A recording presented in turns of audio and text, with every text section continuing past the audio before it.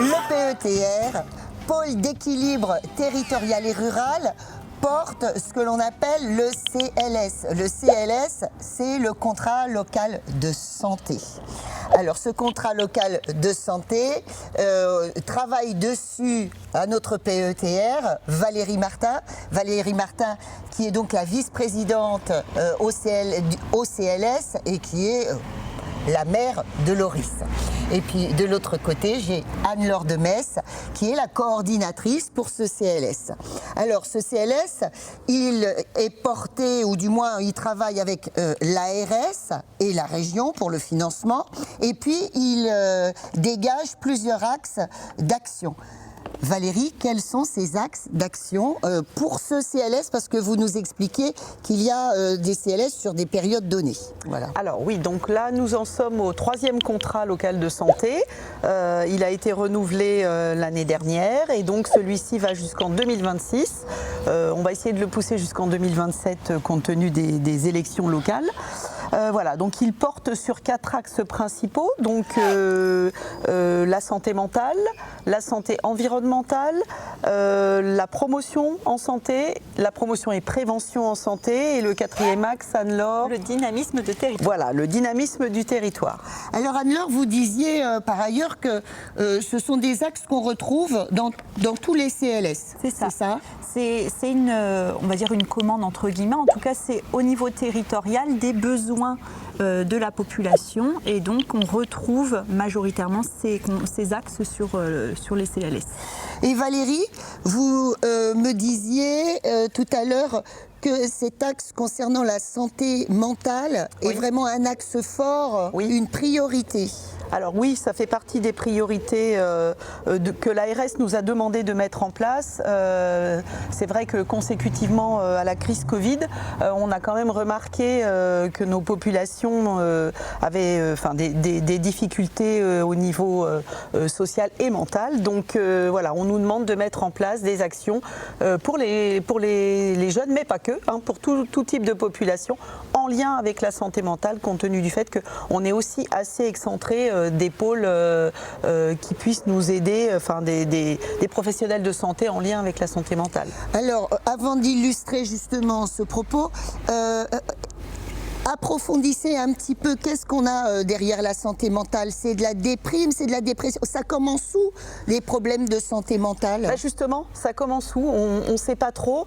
Ce qu'on a pu remarquer, c'est quand même que nos jeunes, par exemple, qui ont été privés de relations sociales pendant toute cette période Covid, et on sait à quel point, pendant l'adolescence, les relations avec les amis sont importantes, la famille c'est important, mais pas que.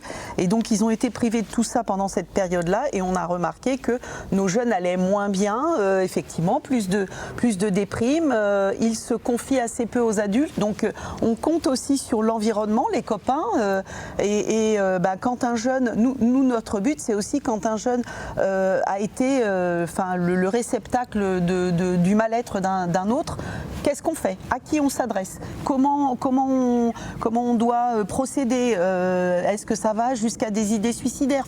Des choses comme ça. Et on essaye de mettre en place des mini-formations pour évaluer un peu la santé de nos habitants, de nos jeunes et des moins jeunes, puisque voilà, il n'y a pas que nos jeunes qui ont des difficultés mentales. Alors voilà, je me retourne vers Anne-Laure. Anne-Laure, qu'est-ce qui se passe? Vous travaillez avec des associations, vous travaillez avec des professionnels, des psychologues. Qu'est-ce que vous proposez? Alors concrètement, pour les formations, en tout cas premier secours santé mentale, on est en lien avec l'association Passerelle 45 et on travaille avec eux sur où est-ce qu'on peut mettre en place les actions, et on fait ce lien de communication pour que les personnes puissent s'inscrire à titre personnel ou via leur structure pour ces formations. D'accord, ce sont des ateliers? Non. C'est des échanges en fait, il y a différents temps en fonction des thématiques santé mentale, et c'est vraiment de l'échange, de l'expérimentation. Voilà. Concrètement, comment on fait quand on a quelqu'un en face de nous qui ne va pas bien en fonction de son état. D'ailleurs, au sein de nos collectivités, on a aussi des modules de formation premier secours en santé mentale, parce que les agents sont aussi des habitants du territoire, et donc il faut pouvoir appréhender leurs difficultés difficultés. Voilà, ça peut être la souffrance au travail, c'est ça. Ça peut être ça, mais pas que. Ça peut être aussi des difficultés dans la vie privée. Évidemment, ça se ressent dans la vie de tous les jours et notamment au travail. Donc, comment on fait pour aider nos agents qui sont un peu en difficulté temporaire ou pas d'ailleurs, hein. Ça peut être à plus long terme. Et donc, l'idée c'est, quand on parle santé mentale au sein du contrat local de santé, nous, on ne va pas jusqu'à la maladie. La maladie, c'est une prise en charge qui est faite par le centre hospitalier de l'agglomération montargoise et d'Aumaison. Oui. On est vraiment sur la prévention qui va de l'émotion, de la gestion de l'émotion, du vivre ensemble au mal-être. Et après, c'est le travail qu'on effectue avec les structures, les institutions et les nous, partenaires. notre but, c'est pas d'intervenir, c'est vraiment d'orienter. Oui, bien sûr. Voilà, on n'est pas des médecins et c'est pas notre vocation du tout. Tout à fait. Alors voilà, on a bien développé cet aspect de santé mentale parce que c'est une priorité au sein du CLS. Maintenant, il y a aussi la santé environnementale. Atchoum, Valérie, racontez-nous. Exactement, on y est. Alors là, on est au printemps, donc beaucoup de pollen. On s'aperçoit quand même que de plus en plus d'administrés souffrent d'allergies, ou voire plus, parfois d'asthme. Donc la santé environnementale, c'est aussi au cœur de nos préoccupations. Donc c'est tout ce qui est faune et flore. Ça peut être les chenilles processionnaires, c'est l'ambroisie. Ah oui, vous me disiez que chez vous, là, vers Loris, il y a plein d'ambroisie. Alors, il n'y a pas plein d'ambroisie, mais il y en a. Il y en a quand même. Ça commence. Effectivement, les réchauffements climatiques, on voit apparaître des plantes qui, normalement, ne sont pas du tout des plantes de notre territoire. Ce n'est pas des plantes endémiques, mais néanmoins, elles se propagent. Et on en retrouve de plus en plus au nord, dans le nord, ça remonte. Et donc, comme toutes les autres plantes, ça pose des problèmes d'allergie qui sont liés à toutes ces problématiques-là. Mais il y a aussi tout ce qui est perturbateur endocrinien. On parle des pesticides, on parle de plein d'autres choses. C'est un ensemble, la santé environnementale, c'est vraiment tout ce qui est autour de nous, la qualité de l'air, la qualité de notre eau, tout ça, ça participe au bien-être des administrés. Donc forcément, ça nous préoccupe. Alors Crac, je me retourne vers Anne-Laure. Qu'est-ce que fait le PETR? Là encore, des rencontres, des mises en relation? Des actions. Alors, donc il y a au sein de la santé environnement, on a décliné plusieurs actions. Il y a la partie alimentation, donc on travaille en collaboration avec ma collègue du projet alimentaire territorial. On a mis en place il n'y a pas longtemps une action bien-être à la carte pour les élus, où on a sensibilisé sur déjà le bien manger, qui va nous permettre après de décliner sur l'agriculture, etc. Il y a la partie qualité de l'air intérieur-extérieur, donc là on travaille avec mon collègue du climat, Sébastien Cobé. Et puis la partie perturbateur endocrinien. Et donc on travaille en transversalité aussi avec les autres contrats locaux de santé à destination des élus ou des habitants pour parler des perturbateurs endocriniens et concrètement proposer des actions ludiques pour qu'ils sachent au quotidien comment faire pour plus en utiliser. Enfin voilà, l'idée c'est d'essayer de changer le comportement et de proposer des ateliers qui vont en ce sens. Alors Anne-Laure vient de nous parler d'ateliers liés au mieux manger et là, là c'est transversal comme vous dites, ça se croise avec la prévention et la promotion de la santé. Oui, voilà. Alors on pourrait dire que c'est pratiquement l'axe principal du contrat local de santé. Nous, on ne peut pas agir sur recruter des médecins. Ça, c'est pas dans nos cordes. On n'a pas de baguette magique pour en trouver. Donc on aimerait bien, mais c'est pas dans nos cordes. Donc on a décidé de faire un focus très important sur la prévention. Alors qu'est-ce que c'est la prévention? C'est comment se comporter avant d'être malade et même pendant la maladie. Mais voilà, ça veut dire bien manger, ça veut dire faire du sport, ça veut dire s'oxygéner, ça veut dire se soigner aussi. Ça veut dire faire des dépistages. On sait que dans notre territoire, très peu de gens, le pourcentage est très faible. Je crois que pour les cancers du sein, c'était aux alentours de 15%. Et c'est beaucoup. ça. C'est très très peu, c'est beaucoup trop peu. Et donc voilà, nous on essaye en matière de communication, de prévention, d'inciter les gens à mettre en place toutes ces stratégies. Au quotidien, c'est plutôt facile de bien manger, d'essayer de bouger, de ne pas toujours prendre sa voiture, de faire les trajets à pied. Enfin, c'est des petites choses comme ça qui au quotidien peuvent améliorer notre santé et quand on est malade, avoir plus de chances de guérison et de mieux supporter les traitements.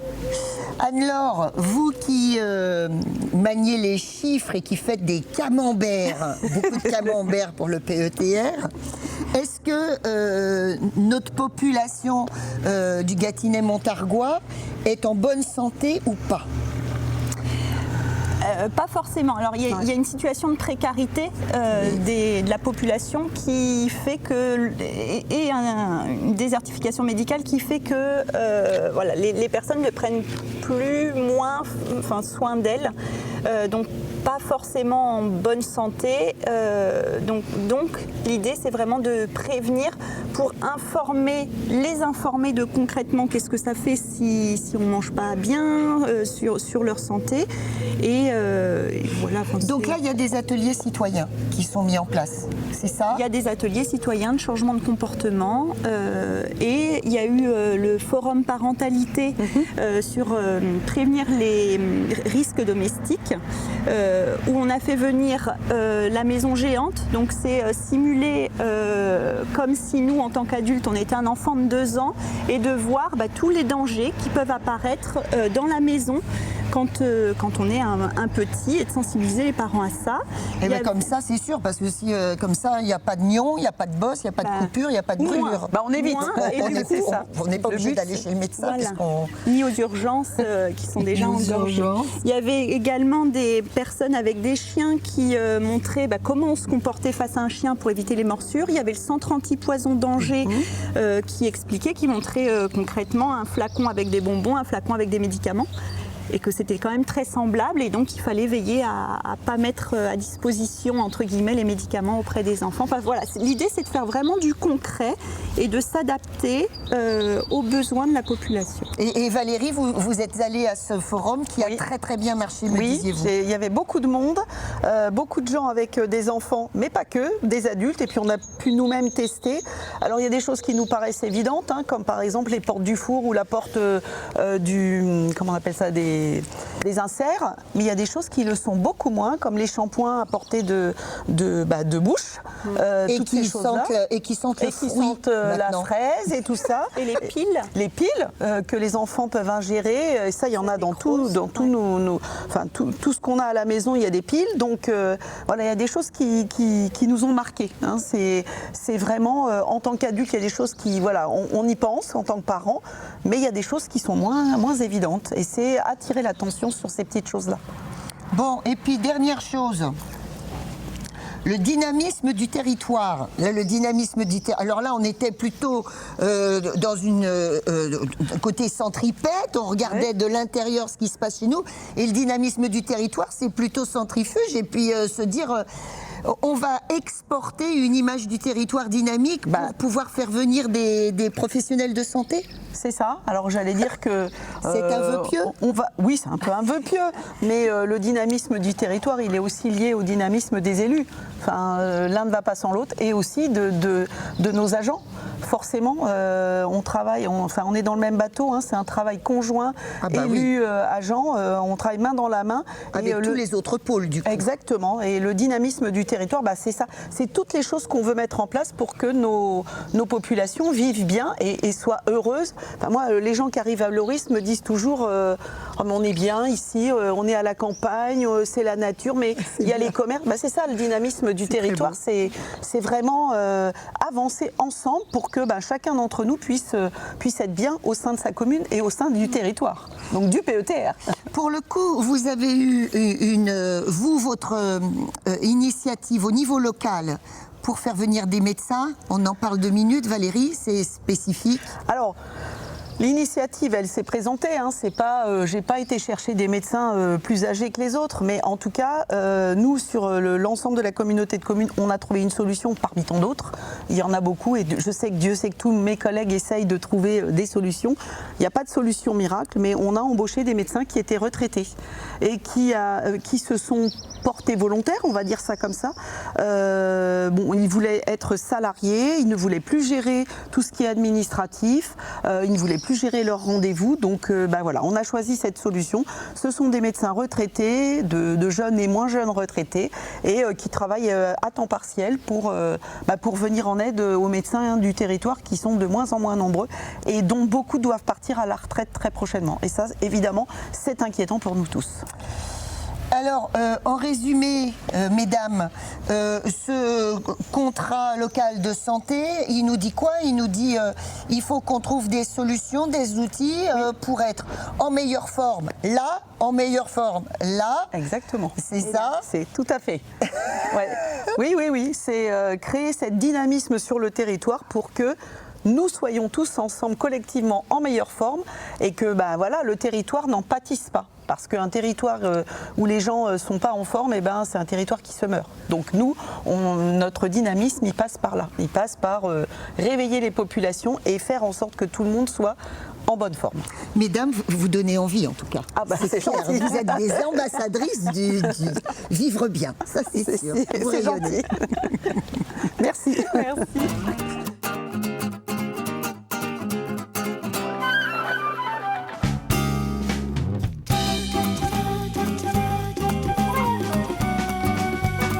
Nous sommes toujours avec Anne-Laure Demetz, qui est la coordinatrice du CLS, le contrat local de santé, et en compagnie aujourd'hui de Claire-Émilie Olivier, qui est l'une des partenaires en fait de ce CLS pour l'association Appui Santé Loiret. Bonjour Claire-Émilie. Alors bonjour. Déjà, quel est exactement votre rôle et qu'est-ce que Appui Santé Loiret, très exactement? Alors Appui Santé Loiret, c'est une association de santé départementale dans le Loiret. Et ma mission, je coordonne l'éducation thérapeutique du patient au niveau départemental. Alors, qu'est-ce que c'est que l'éducation thérapeutique du patient? C'est comment on va apprendre aux personnes vivant avec une maladie chronique à mieux vivre avec, à s'adapter pour améliorer leurs conditions de vie essentiellement. Et alors, quel est le principe de coordination? Comment est-ce que vous intervenez, vous, au niveau du CLS, au niveau du PETR, avec, par exemple, Claire-Émilie? En fonction des projets qu'on a, on va déterminer les partenaires dont on a besoin et après on fait des ponts entre ces partenaires et on voit comment on peut travailler ensemble et mettre en place concrètement des actions pour la population. Alors ces actions concrètes, c'est quoi ? Alors, on va prendre peut-être un exemple comme la marche gourmande santé. C'est un événement qui va avoir lieu sur le territoire là au mois de septembre, où l'idée c'est d'avoir un moment convivial où on va pouvoir aborder la question du tourisme, de la santé, du manger local. Et avec le contrat local de santé, ce qui est très intéressant, c'est qu'on arrive à faire le pont avec différents partenaires, que ce soit du sanitaire, qui est peut-être le plus pertinent pour nous au niveau de la santé, mais on se rend compte qu'aussi avec le social, avec le logement, avec l'alimentation locale, avec les habitudes de vie, en tout cas des habitants, qui est en fait une dimension vraiment très importante de la santé des gens. Et voilà, c'est ce que permet le CLS, c'est d'être vraiment ancré sur le territoire et d'avoir des actions concrètes à destination des habitants, qu'ils soient malades ou pas d'ailleurs. Alors, à part, je dirais, Claire-Émilie Olivier, quels sont les autres partenaires que vous sollicitez régulièrement ? Alors aujourd'hui, j'ai environ 400 partenaires qui peuvent être tant des bailleurs sociaux que France Travail, ça peut être l'association Espace. C'est comme on disait, tant dans le champ du soin que du logement, du travail, parce que finalement toutes les personnes se retrouvent auprès de ces différentes structures à un moment donné.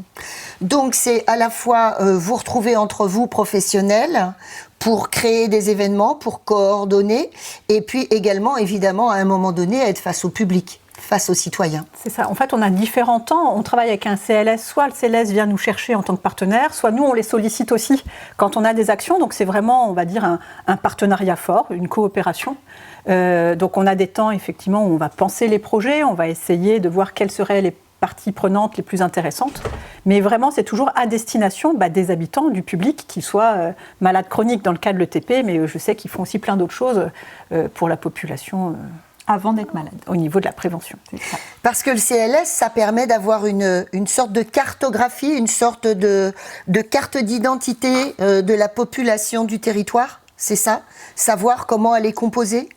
On a déjà un diagnostic et en fonction de ce diagnostic qui est fait par l'Observatoire régional de santé et par rapport aux différents plans de l'Agence régionale de santé, on décline au niveau des actions à mettre en place pour la population. C'est plutôt dans l'autre sens. Peut-être ce qu'il faut mettre en avant, c'est que vraiment le CLS, il est fédérateur. En fait, c'est une structure qui va lier les gens. Parce qu'effectivement, quand on est professionnel de santé, on a l'habitude un peu d'un entre-soi. Là, ce qui est super avec le CLS, c'est qu'il reprend cet entre-soi de professionnels de santé et il l'ancre avec le territoire et notamment aussi avec les élus qui ont des rôles importants de mission, de politique connexe. Voilà. Et je trouve que c'est vraiment donner vie à des projets qui ont plus de sens et du coup plus pertinents et plus efficaces. Parce que justement, ils embarquent au-delà de ce qu'on embarquerait initialement. Donc c'est un côté aussi un peu innovant, les CLS, dans cette démarche territoriale et fédératrice. Voilà. Et on aide les... Il y a des partenaires qui se rendent bien compte que sans contrat local de santé, sans les contrats locaux de santé, pour déployer leurs actions sur les territoires, ça peut être un peu plus complexe parce qu'à eux de faire les démarches auprès de tel partenaire, alors qu'aujourd'hui, nous, on centralise quand même une certaine base de données et on fait lien tout de suite avec les partenaires de territoire qui sont les plus pertinents pour les accompagner sur les actions. Et puis voilà.